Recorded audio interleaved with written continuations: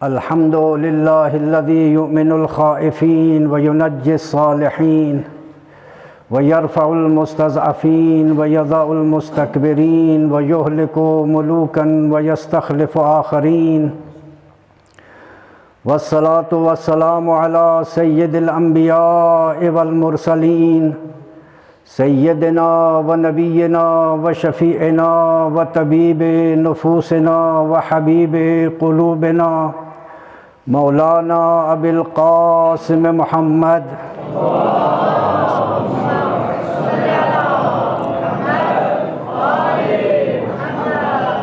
وعلى آله الطيبين الطاهرين المعصومين المظلومين ولعنة الدائمة على أعدائهم وغاصبي حقوقهم ومنكري فضائلهم أجمعين من الآن إلى قيام يوم الدين.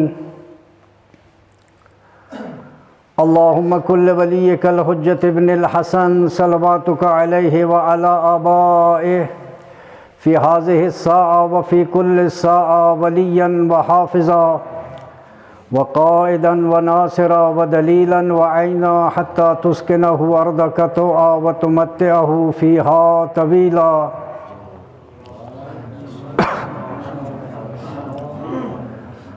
أما بعد فقد قال الله سبحانه تبارك وتعالى في كتابه المجيد وفرقانه الحميد وقوله الحق. بسم الله الرحمن الرحيم. ومن الناس من يشري نفسه ابتغاء مرضات الله والله رؤوف بالعباد. صلوات بھیجیے محمد وآل محمد.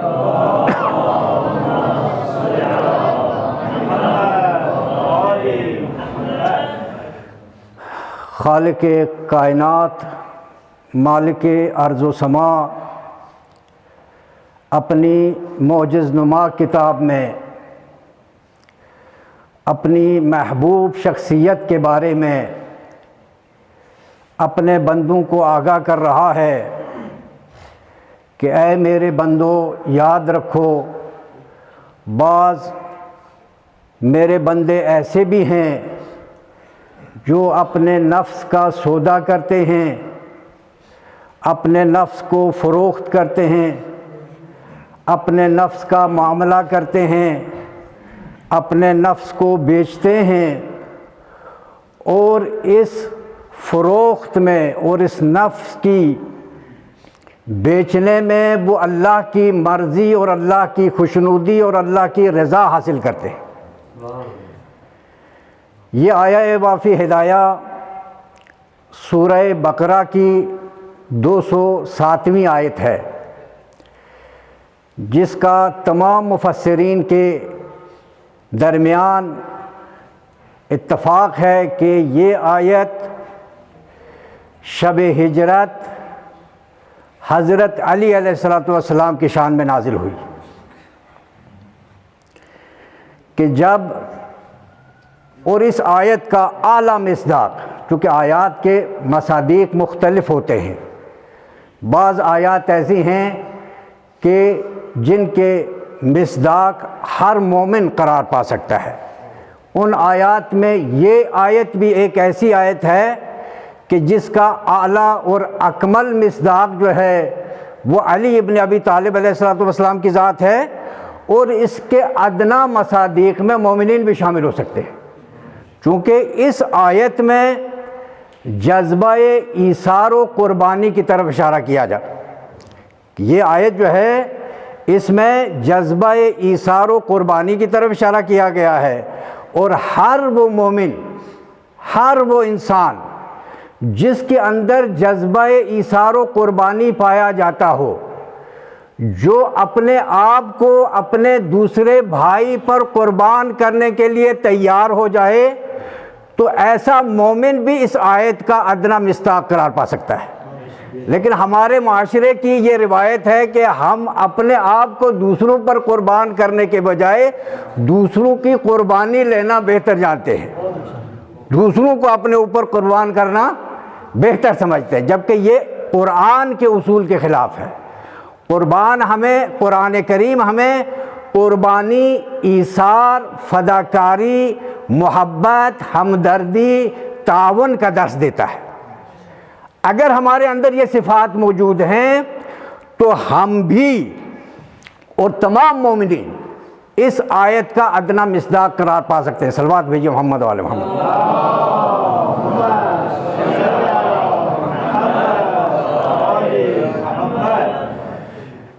اللہ تبارک و تعالیٰ کی یہ سنت ہے اور یہ اصول ہے کہ وہ کسی کو بھی کوئی مفت عہدہ نہیں دیتا۔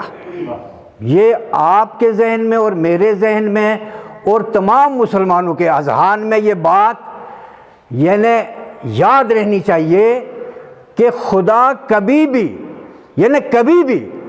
کسی کو مفت عہدہ نہیں دیتا، مفت میں کسی کو منصب نہیں دیتا۔ خدا نے حضرت نوح کو عہدہ نبوت سے نوازا، حضرت آدم کو عہدہ نبوت سے نوازا، لیکن امتحان لیا۔ حضرت آدم نے ترک اولا کیا تو ہم سب گرفتار ہو گئے۔ اب دنیا میں آئے ہیں، دنیا میں محنت کرنی ہے، مشقت کرنی ہے، کام کرنا ہے، بھاگ دوڑ کرنی ہے، اور پھر وہ امتیاز جو خداوند تبارک و تعالیٰ نے ہمارے لیے رکھا ہے اس امتیاز تک پہنچنا ہے۔ وہ امتیاز کیا ہے؟ وہ تحفہ کیا ہے؟ وہ ہدیہ کیا ہے؟ وہ یہ ہے کہ اللہ تبارک و تعالیٰ نے اپنے مومن بندوں کو ایک چیز کی عطا کرنی ہے۔ وہ چیز کیا ہے؟ وہ ہے بہشت۔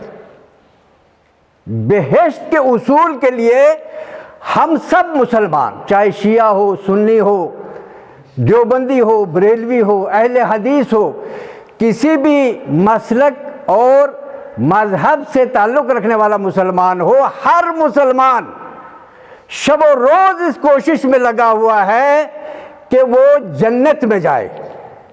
یہی تو ہے نا، ہم نماز پڑھ رہے ہیں جنت کے حصول کے لیے، ہم روزہ رکھ رہے ہیں جنت کے حصول کے لیے، ہم حج بجا لا رہے ہیں جنت کے حصول کے لیے، ہم نیکیاں کر رہے ہیں جنت کے حصول کے لیے، ہم تہجد ادا کر رہے ہیں کس کے لیے؟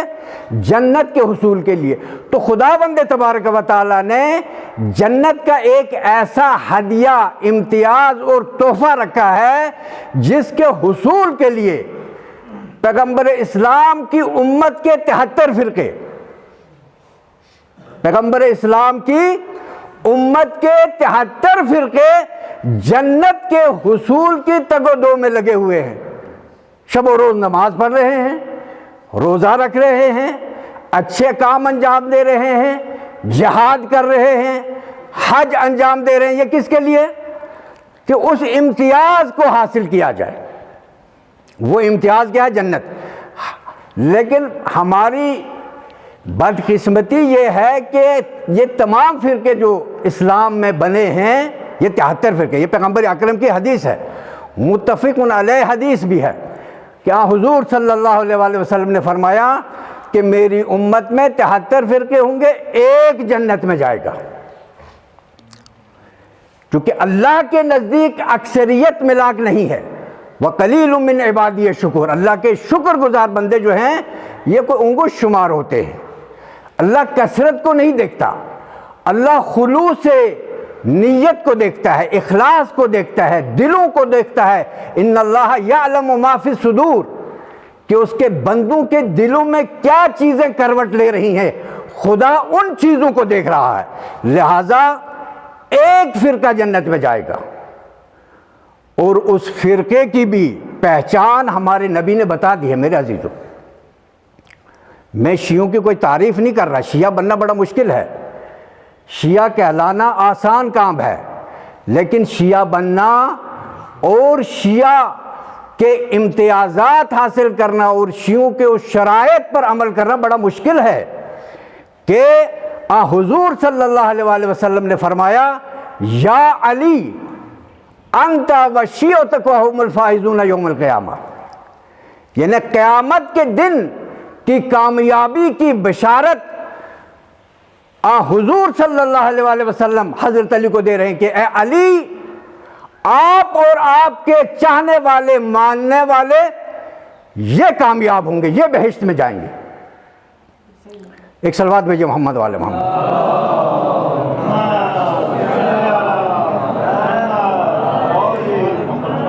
تو میں نے عرض کیا کہ خدا مفت کسی کو عہدہ نہیں دیتا، خدا مفت کسی کو عہدہ نہیں۔ اس نے حضرت آدم کو عہدہ دیا، حضرت نوح کو عہدہ دیا، اولو العزم پیغمبر بنایا۔ رسول کتنے ہیں؟ انبیاء کتنے ہیں؟ 1,24,000۔ تمام مسلمانوں کے نزدیک نبی کتنے ہیں؟ 1,24,000۔ رسول کتنے ہیں؟ 313۔ بڑے رسول کتنے ہیں؟ 5 ہیں۔ ان 5 بڑے رسولوں میں حضرت نوح بھی ہیں۔ حضرت نوح کا امتحان لیا، اور سخت ترین امتحان لیا، کہ 950 سال اس نبی خدا نے تبلیغ کی، اور اس کے نتیجے میں کیا ہوا کہ اس کی بیوی بھی خلاف ہے اور بیٹا بھی خلاف ہے۔ لہٰذا یہ بھی ہمیں ذہن نشین، یہ بات بھی ذہن نشین رہنی چاہیے کہ کسی کی نبی کی بیوی ہونا یا نبی کا بیٹا ہونا یہ ملاک نہیں ہے۔ ملاک یہ ہے کہ یہ نبی کے راستے پر گامزن ہے یا نہیں، نبی کی اطاعت کر رہا ہے یا نہیں۔ اللہ کے نزدیک اطاعت مقصود ہے، نہ یہ کہ کسی نبی کا ساتھ ہونا یا کسی نبی کے ساتھ چلنا، بلکہ اطاعت نبی، نبی کی فرمانبرداری، یہ ملاک ہے۔ تو میں آپ کی خدمت میں یہ عرض کرنا چاہتا ہوں کہ حضرت علی کو علی اللہ نے بنایا ہے، مفت نہیں بنایا ہے۔ میں اس بات کی طرف آنا چاہتا ہوں۔ باقی انبیاء کا بھی امتحان لیا اللہ تبارک و تعالیٰ نے، میں اس تفصیل میں نہیں جانتا چونکہ وقت کے دامن میں گنجائش نہیں ہے۔ میں صرف حضرت علی کے کرامات اور حضرت علی کے محنت اور حضرت علی کی جانفشانی کی طرف اشارہ کروں گا کہ علی کو اللہ نے علی مفت نہیں بنایا، بلکہ علی کو بدر کے میدان میں آزمایا، علی کو احد کے میدان میں آزمایا، علی کو خیبر کے میدان میں آزمایا، علی کو خندق کے میدان میں آزمایا، علی کو شب ہجرت آزمایا۔ جب یہ دیکھا کہ علی ہر میدان میں جو ہے یہ کامیاب ہے، اور یہ وہ علی ہے کہ جس نے بدر میں محمد الرسول اللہ کو بچایا، جس نے احد میں محمد الرسول اللہ کو بچایا، جس نے خیبر میں محمد الرسول اللہ کو بچایا، جس نے خندق میں محمد الرسول اللہ کو بچایا، اور جس نے شب ہجرت اپنا نفس بیچ کر محمد الرسول اللہ کو بچایا، اس کو علی کہتے ہیں۔ ایک صلوات بھیجیے محمد والے محمد۔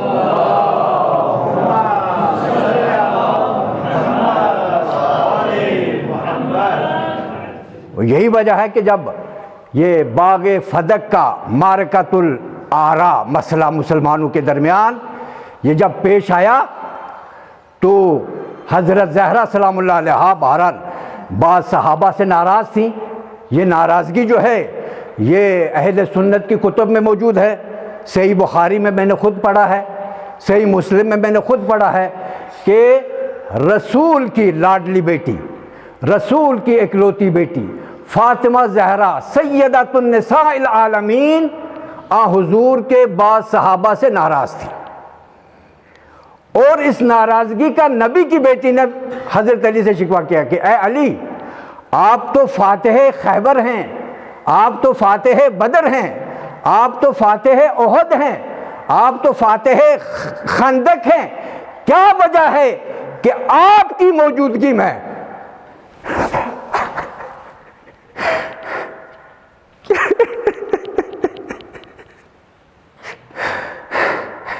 کیا وجہ ہے کہ آپ کی موجودگی میں نبی کی بیٹی کو اس کے حقوق اور اس کی وراثت سے محروم کیا جا رہا ہے؟ تو حضرت علی علیہ السلام نے سر جھکا لیا، فرمایا زہرا میرا سخت امتحان ہے، ٹھیک ہے میں فاتح خیبر ہوں، یہ درست ہے کہ میں بدر کا فاتح ہوں، یہ بھی درست ہے کہ میں نے احد میں نبی کو تنہا نہیں چھوڑا، یہ بھی درست ہے کہ میں نے خندق میں عمرو ابن عبد ود کو سر قلم کیا۔ اے فاطمہ، میں نے یہ سب کچھ کیا محمد رسول اللہ کے لیے۔ حضرت علی نے فرمایا کہ نبی کی بیٹی آپ کیا چاہتی ہیں، کہ یہ اذان میں محمد الرسول اللہ چاہتی ہیں یا باغ فدق چاہتی ہیں؟ ان دونوں چیزوں میں سے ایک چیز کا انتخاب کر لیں۔ اگر آپ کو فتق چاہیے تو میں فتق دلوا دیتا ہوں آپ کو، اگر آپ کو اذان میں محمد الرسول اللہ چاہیے تو پھر ہمیں فتق کو نظر انداز کرنا پڑے گا۔ تو نبی کی بیٹی نے کہا کہ یا علی مجھے اذان میں محمد الرسول اللہ چاہیے۔ کہا پھر نبی کی بیٹی آپ گھر میں بیٹھ جائیے، مجھے اس وقت بھی نبی کی وفات کے بعد جو سخت ترین شرائط سے اسلام گزر رہا ہے، ان شرائط کا مقابلہ علی کو کرنا ہے، اور علی ان شرائط کا مقابلہ اپنی شمشیر کو نیام میں رکھ کے کرے گا۔ اور امیر المومنین نے ایسا ہی کیا کہ اپنے اس عمل کے ساتھ محمد الرسول اللہ کو بچایا، اور یہ واضح کر دیا کہ علی وہ ہے جس نے ہر دور میں اور ہر مشکل وقت میں محمد الرسول اللہ کو بچایا۔ صلوات بھیجیے محمد وآل محمد۔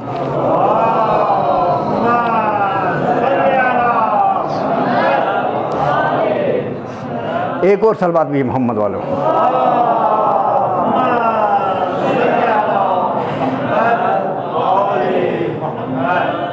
لہذا ہمیں یہ بات یاد رکھنی چاہیے کہ وہ جنت جس کی تگ و دو میں ہم سب مصروف ہیں، میرے عزیزوں، میرے دوستوں، میرے مسلمان بھائیوں، اس جنت کو علی نے خرید لیا ہے۔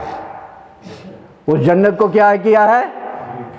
علی نے خرید لیا ہے۔ اللہ تبارک و تعالیٰ نے علی کے ساتھ معاملہ کر لیا ہے۔ یہ معاملہ عبد اور معبود کے درمیان ہے، یہ معاملہ خالق و مخلوق کے درمیان ہے، یہ معاملہ اللہ اور علی کے درمیان ہے، اور یہ ایسا معاملہ ہے جس کو دنیا کی کوئی طاقت منسوخ نہیں کر سکتی، جس کو دنیا کی کوئی طاقت توڑ نہیں سکتی۔ یہ اللہ اور علی کے درمیان ایسا معاہدہ ہے جس کو دنیا کی کوئی طاقت توڑ نہیں سکتی، اور یہ معاہدہ صبح قیامت تک رہے گا۔ اگر کسی کو جنت کی ضرورت ہے تو اس کے در علی پہ آنا پڑے گا، کیونکہ در علی ہی در رسول پر جانے کا ذریعہ ہے۔ انا مدینۃ العلم وعلی بابہا، میں شہر علم ہوں اور علی کا اس کا دروازہ ہے۔ تو ان احادیث سے پتہ چلا کہ وہ جنت جس کی تلاش میں ہم صبح و شام لگے ہوئے ہیں، اس جنت کی چابی کس کے حوالے کر دی ہے؟ پیغمبر اکرم صلی اللہ علیہ وسلم فرماتے ہیں، میں یہ احادیث کے حوالے سے کہہ رہا ہوں، نہ اپنے الفاظ کے ذریعے۔ احادیث ہمیں اس بات کا پتہ دیتی ہیں کہ پیغمبر اکرم نے فرمایا علی قسیم الجنت والنار، جنت اور جہنم کی تقسیم کو پیغمبر اکرم اور خداوند متعال نے علی کے حوالے کر رکھا ہے۔ اور ایک دوسری حدیث میں ہم پڑھتے ہیں لِكُلِّ شَيْءٍ جواز وجواز الصراط حب علی ابن ابی طالب، یعنی ہر چیز کے لیے ایک مدرک کی ضرورت ہے۔ آپ اس ہماری حکومتیں کہیں پہ بھی چلے جائیں تو آپ کو آدھار کارڈ دکھانا پڑے گا، کیونکہ میں بھی آیا ہوں تو مجھے بھی متعدد جگہ آدھار کارڈ دکھانا پڑا ہے۔ تو اس دنیا میں آپ کا کاروبار، آپ کا نظام زندگی، آپ کی زندگی کا سسٹم جو ہے، اس ہندوستان میں رہ کر آدھار کارڈ کے بغیر نہیں چلے گا۔ تو اگر آپ کو جنت میں جانا ہے تو جنت میں جانے کے لیے علی کی محبت کا کارڈ ہر مسلمان کے پاس ہونا چاہیے۔ صلوات بھیجو محمد وآل محمد۔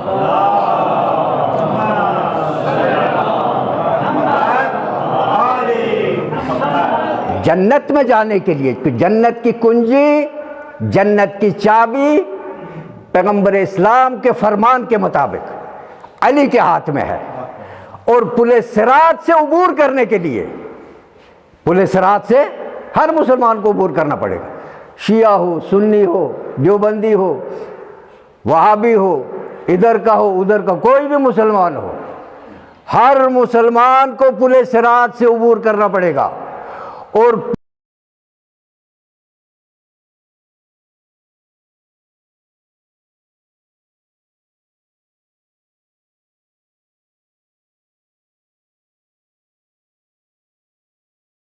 علی کی محبت کی سند نہیں ہوگی، علی کی محبت کا ٹکٹ نہیں ہوگا، تب تک کوئی بھی مسلمان پورے صراط سے ادھر جا ہی نہیں سکتا۔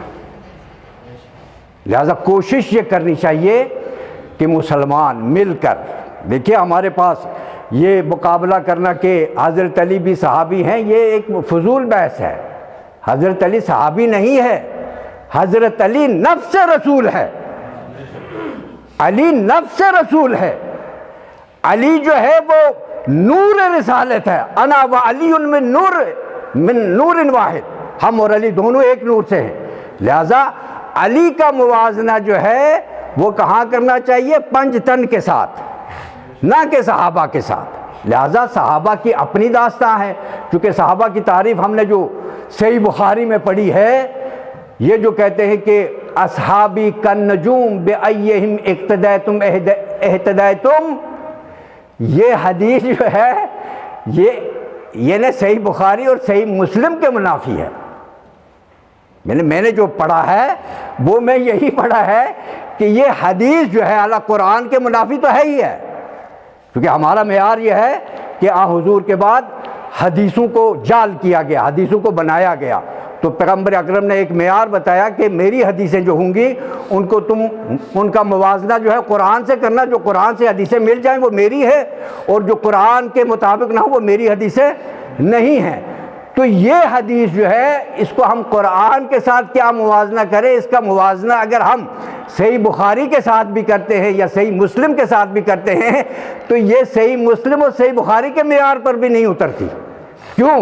اس لیے کہ صحیح بخاری میں ہے کہ حضور کے 12 صحابی ایسے ہیں جو جنت میں جائیں گے ہی نہیں، یعنی 12 صحابی نام بنا کہ ایسے ہیں کہ جو جنت میں جائیں گے نہیں۔ تو کیسے ہم مان سکتے ہیں کہ بأیہم اقتدیتم اہتدیتم؟ ہمیں کیا پتہ شاید ہم ان 12 میں سے کسی کی قیادت میں جا رہے ہوں۔ لہذا ضرورت ہے اس بات کی کہ ہمارے مسلمان بھائی شیعہ سنی مل کر چلیں، چونکہ ہمارا ہدف ایک ہے، ہمارا کعبہ ایک ہے، ہماری کتاب ایک ہے، ہمارا اللہ ایک ہے، ہمارے نبی 1,24,000 ہیں۔ باہمی طور پر ہمدردی، ہمدلی، محبت، تعاون اور پیار کے ساتھ، کیونکہ ہم سب محمد رسول اللہ کے ساتھ ہیں، اس لیے کہ علی علیہ السلام محمد رسول اللہ کے ساتھ، تمام صحابہ، اکثریت صحابہ کی جو ہے برگزیدہ صحابہ محمد رسول اللہ کے ساتھ ہے۔ صحابیت میں تو کسی کو جھگڑا ہی نہیں ہے۔ شیعہ اگر صحابی نہیں مانے تو یہ شیعہ ہی نہیں رہتے۔ کون سا شیعہ ہے جو کہتا ہے کہ یہ صحابہ کو نہیں مانتا؟ لیکن صحابہ کی تعریف میں فرق ہے۔ اہل سنت کے ہاں جو تعریف صحابہ کی بیان کی گئی ہے، وہ شیعہ کے ہاں جو صحابہ کی تعریف بیان کی گئی ہے اس میں تفاوت ہے، اختلاف ہے۔ لہذا صحابہ کو سب مانتے ہیں، یعنی ہماری جانیں حضور کے برگزیدہ صحابہ پر قربان ہو جائے، ہم ان کے خاک کے پا کے برابر بھی نہیں ہیں۔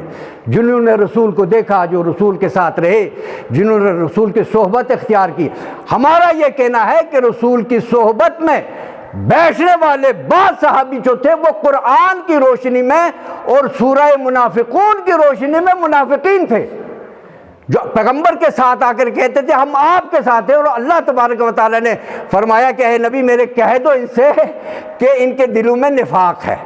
یہ ظاہری تو مسلمان ہو گئے ہیں، اور آج بھی آپ دیکھیں وہ نفاق کا سلسلہ آج بھی جاری ہے۔ کہاں جاری ہے؟ کہ آج اگر مسلمان ایک ہو جائے تو فلسطین کا مسئلہ حل ہو جائے گا۔ امام خمینی رضوان اللہ تعالیٰ نے فرمایا کہ اگر تمام مسلمان مل کر ایک بالٹی پانی اسرائیل پر پھینکے تو اسرائیل اس سیلاب میں ڈوب جائے گا۔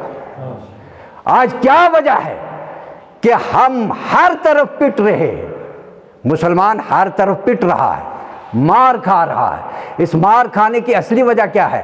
اصلی وجہ یہ ہے کہ ہم در اہل بیت سے دور ہو گئے۔ آج آپ غزہ کو دیکھیے کہ غزہ کے سنی مسلمانوں کی صرف اور صرف شیعہ تنظیمیں حمایت کر رہی ہیں، اور تمام سنی ممالک کے حکمراں جو ہیں وہ خاموش تماشائی بنے ہوئے۔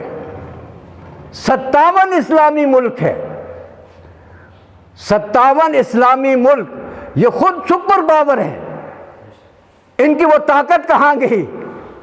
اس لیے کہ ان کے پاس وہ طاقت آتی کہاں؟ یہ کربلا سے دور ہیں، یہ اہل بیت سے دور ہے، یہ خاندان رسالت سے دور ہے، یہ اہل بیت سے دور ہے، یہ معدن رسالت سے دور ہے۔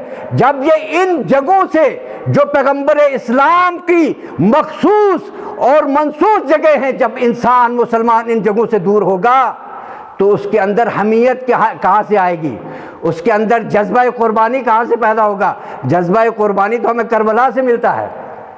کربلا نے ہمیں حریت کا درس دیا ہے، کربلا نے ہمیں آزادگی کا درس دیا ہے، حریت کا درس دیا ہے۔ اس لیے آج فلسطین اور غزہ کی ایک ملک حمایت کر رہا ہے، اور وہ ملک ہے جو علی ابن ابی طالب کے نقش قدم پر گامزن ہے۔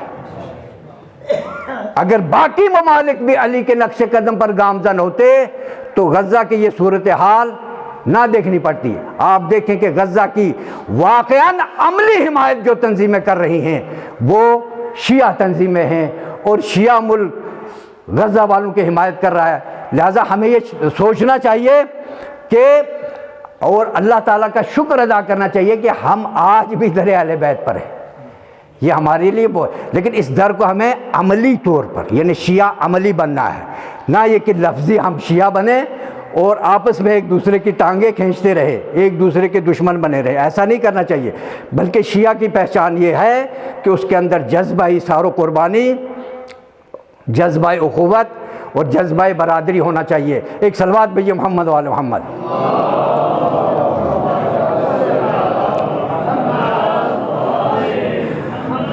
آج جو ہے یہ ہمارا سیاسی دن بھی ہے، 26 جنوری کا دن ہے۔ بہرحال یہ یوم جمہوریت ہے ہندوستان میں، ہم بھی جمہوریت کے ساتھ ہیں۔ جمہوریت اور اسلامی نظام میں یہی فرق ہے، یہاں سے ہمیں سمجھنا چاہیے۔ اسلامی نظام اور جمہوریت میں یہی فرق ہے کہ اسلامی نظام کا جو رہبر ہوتا ہے اس کا انتخاب اللہ کے ہاتھ میں ہے۔ اس کا انتخاب کیا ہے؟ اللہ کے ہاتھ میں ہے۔ یعنی ہم تمام مسلمان مل جائیں نا، اللہ کا کہ ایک نبی کا انتخاب کر سکتے ہیں؟ کوئی بھی مسلمان اللہ کے نبی کو منتخب نہیں کر سکتا، چونکہ یہ الیکشن کے ذریعے نہیں بلکہ سلیکشن کے ذریعے۔ سلیکشن بھی وہ کرے گا جو اللہ تبارک و تعالی ہے، جس نے خود افراد کو بنایا، انسانوں کو بنایا، وہ انتخاب کرتا ہے۔ لہذا یہی وجہ ہے کہ آج کا دن جو ہے یہ جمہوریت کا دن ہے، لیکن اس جمہوریت کے دن میں اور اسلامی نظام میں فرق ہے کہ اسلام کا جو نمائندہ ہوگا وہ اللہ کا نمائندہ ہوگا اور اللہ اس کا انتخاب کرے گا، چاہے وہ نبی ہو یا خلیفہ ہو۔ خلافت میں بھی اہل سنت کے ساتھ ہمارا یہی معمولی اختلاف ہے کہ وہ کہتے ہیں کہ خلافت جو ہے یہ جمہوری ہے، اس کو سقیفہ میں انتخاب کیا گیا۔ ہم یہ کہتے ہیں کہ خلافت جو ہے یہ جمہوری عمل نہیں ہے بلکہ یہ جو ہے یہ الہی عمل ہے۔ جس طرح اللہ نے اپنے انبیاء کو انتخاب کیا، اسی طریقے سے اللہ اپنے خلفاء کو بھی انتخاب کرتا ہے۔ انی جاعل فی الارض خلیفہ یا داؤد انا جعلناک خلیفۃ فی الارض۔ تو خلیفہ بنانا بھی مسلمانوں کا کام نہیں بلکہ کہ اللہ کا کام ہے۔ لہذا اگر خلیفہ بنانا آج مسلمانوں کے ہاتھ میں ہوتا اور الیکشن کے ذریعے ہوتا تو یہ تمام 57 اسلامی ممالک مل کے آج کسی کو رسول اللہ کا خلیفہ بنا دیتے تو ہماری تمام مشکلیں ہی حل ہو جاتی۔ جبکہ ہم دیکھ رہے ہیں کہ ایسا کچھ نہیں ہے، اللہ کا خلیفہ ہے، اور اللہ کا خلیفہ، اللہ کے خلفاء جو ہے یہ ہمارے نزدیک 12 ہے، جن کے بارے میں حضور نے بھی فرمایا اولنا محمد و اوسطنا محمد و آخرنا محمد و کلنا محمد۔ ہمارا اول بھی محمد ہے، ہمارا اوسط بھی محمد ہے، ہمارا آخر بھی محمد ہے، اور ہم سب کے سب محمد ہیں۔ اللہ کا خلیفہ آج بھی پردہ غیب میں اپنے چاہنے والوں کی دعاؤں کا منتظر ہے۔ ہمیں دعا کرنی چاہیے کہ اے اللہ ہمارے آخری امام اور اپنے آخری حجت کے ظہور میں تاجیل فرما، ہمیں امام زمانہ کے آوان و انصار میں شامل فرما، ہمیں ان کی زیارت اقدس سے مشرف فرما۔ خداوندہ جو لوگ بیمار ہیں ان کو شفا عطا فرما، جو لوگ اس دنیا سے رخصت ہو چکے ہیں اور آخرت کے سفر پر گامزن ہیں ان پر اپنی رحمتیں، برکتیں، نعمتیں اور عافیتیں نازل فرما۔ خداوندہ اسلام اور مسلمانوں کی حفاظت فرما، اسلام اور مسلمانوں کو عزت عطا فرما۔ خداوندہ غزہ اور فلسطین کے مسلمانوں کی حمایت فرما۔ خداوندہ پروردگارہ امام زمانہ کے ظہور میں تعجیل فرما، ہمیں ان کے آوان و انصار میں شامل فرما۔ علماء اعلام خاص طور پر مقام معظم رہبری کا سایہ ہمارے سروں پہ قائم و دائم رکھ۔ سبحان ربک رب العزت عما یصفون وسلام علی المرسلین۔